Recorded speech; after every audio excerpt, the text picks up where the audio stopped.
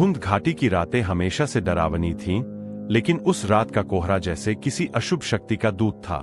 पहाड़ी गांव की हवा में अनोखा सन्नाटा छाया हुआ था। न कोई कुत्ता भौंक रहा था, न पेड़ पौधे सरसराहट कर रहे थे। ऐसा लग रहा था जैसे पूरी प्रकृति किसी आने वाले विनाश को महसूस कर रही हो। अमन, समीर और नितिन, तीनों बचपन के दोस्त। रात 12 बज चुके थे और तीनों शादी से निकल रहे थे। शराब नहीं पी थी, लेकिन मजाक में तीनों उत्साहित थे। समीर बोला, आज तो मजा आ गया, पर रास्ता इतना लंबा क्यों लगता है? नितिन ने हंसते हुए कहा, चलो जंगल वाले रास्ते से चलते हैं, थक गए हैं। अमन ने तुरंत मना कर दिया, उधर का रास्ता बंद किया गया है। पिछले साल 2 लोग गायब हुए थे वहां से। नितिन बोला, डरपोक, वो लोग पहाड़ से गिर गए होंगे, भूत थोड़ी उठा ले गया। समीर भी हंस पड़ा, चल भाई, तू 2 के साथ तर्क नहीं कर पाएगा। तीनों उसी रास्ते पर चल दिए, जो आज तक किसी को वापस नहीं लौटने देता था। जैसे जैसे वे आगे बढ़े, सड़क धुंध से ढकने लगी। टॉर्च की रोशनी भी 2 फीट आगे जाकर धुंधली पड़ जा रही थी। समीर बोला, बहुत अजीब धुंध है, लग रहा है जैसे रोशनी को निगल रही हो। अमन असहज था, मुझे यह ठीक नहीं लग रहा। तभी उन्हें एक पेड़ के पास कुछ दिखा, मिट्टी पर गहरे खरोंच के निशान, जैसे किसी ने अपने नाखूनों से जमीन फाड़ी हो। नितिन ने पास जाकर देखा, अरे यह तो इंसानी उंगलियों का आकार है। लेकिन उंगलियों की लंबाई इंसान जैसी नहीं थी, वह कम से कम 2 गुना लंबी थी। अमन ने धीमे से कहा, चलो आगे बढ़ते हैं, यहाँ कोई गड़बड़ है। लेकिन असली गड़बड़ अभी शुरू भी नहीं हुई थी। जंगल का रास्ता आगे जाते ही और अजीब होने लगा। पेड़ों पर बनी पुरानी लकीरें दिख रही थीं, कुछ गोल, कुछ त्रिकोण, कुछ पंजों के निशान जैसे। समीर ने पूछा, यह निशान किस लिए होते हैं? अमन ने कांपती आवाज में कहा, दादी ऐसे निशान मौत से जुड़े अनुष्ठान में इस्तेमाल करती थीं, किसी आत्मा को बांधने या बुलाने के लिए।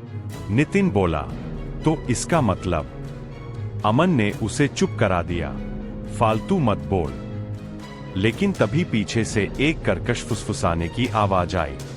फिर आवाज आई, मत जाओ। जंगल कभी बात नहीं करता, लेकिन उस रात वह बोल रहा था। कुछ दूर जाते ही कोहरा और घना होता गया, और तभी उन्हें दिखीं परछाइयां। पहले 1, फिर 2, फिर कई परछाइयां।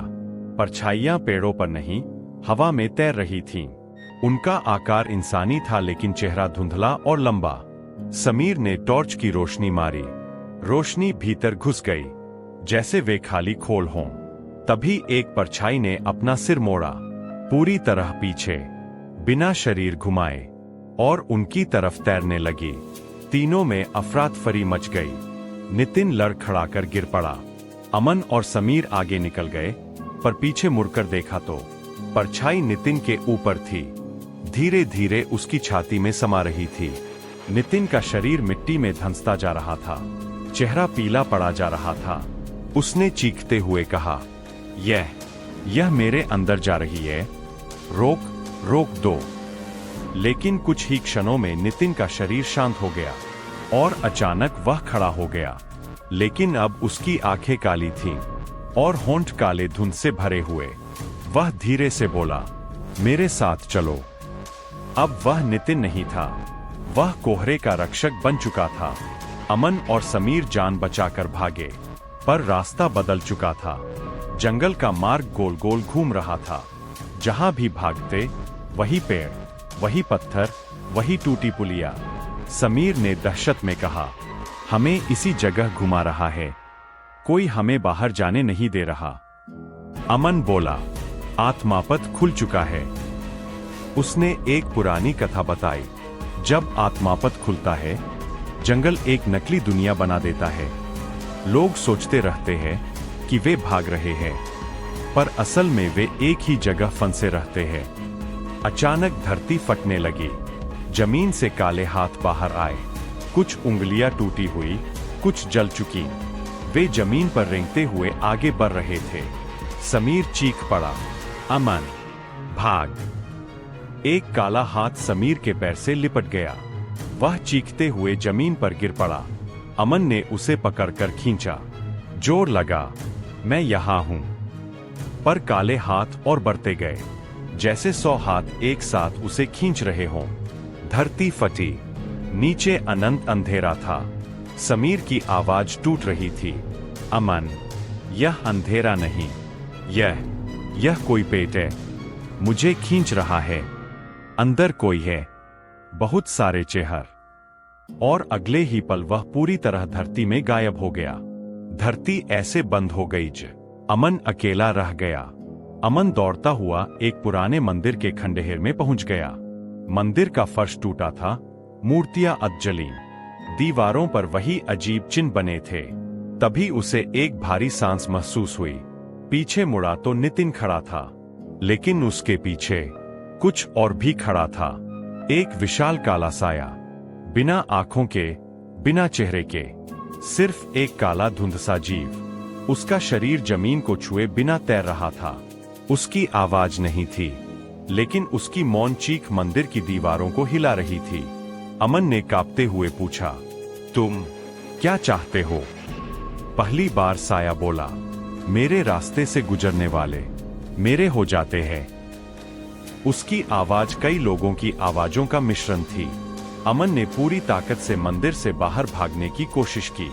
कोहरा उसे घेरता जा रहा था। उसके कानों में कई आवाजें गूंज रही थीं। आओ, रुको, हमारे साथ, तुम भी छाया बनोगे। अमन घर के पास पहुंच गया। उसने आखिरी बार पीछे देखा। कोहरे का साया ठीक उसके पीछे था, बिना आवाज, बिना कदमों के। अमन चिल्लाया, मुझे छोड़ दो। लेकिन उत्तर में सिर्फ एक ठंडी हवा चली और अमन का शरीर धुंध में घुलता गया, जैसे पानी में स्याही घुलती है। कुछ ही क्षणों में वह गायब हो गया। सुबह गांव वाले मंदिर के पास पहुंचे तो उन्हें 4 परछाइयां दिखीं। अमन की, समीर की, नितिन की और एक विशाल अंधेरी परछाई, कोहरे के साए की। वे परछाइयां धूप में भी नहीं मिट रही थीं। वह दिन था जब गांव वालों ने फैसला किया, जंगल के रास्ते को पत्थरों से बंद कर दिया जाए। लेकिन धुंध घाटी का सच कोई नहीं बदल पाया, क्योंकि आज भी फुसफुसाहट सुनाई देती है, मत आओ, हम फंस गए हैं, अब तुम भी निकल नहीं पाओगे। और कभी कभी किसी की परछाई बिना किसी इंसान के दिखाई देती है, जो सीधी न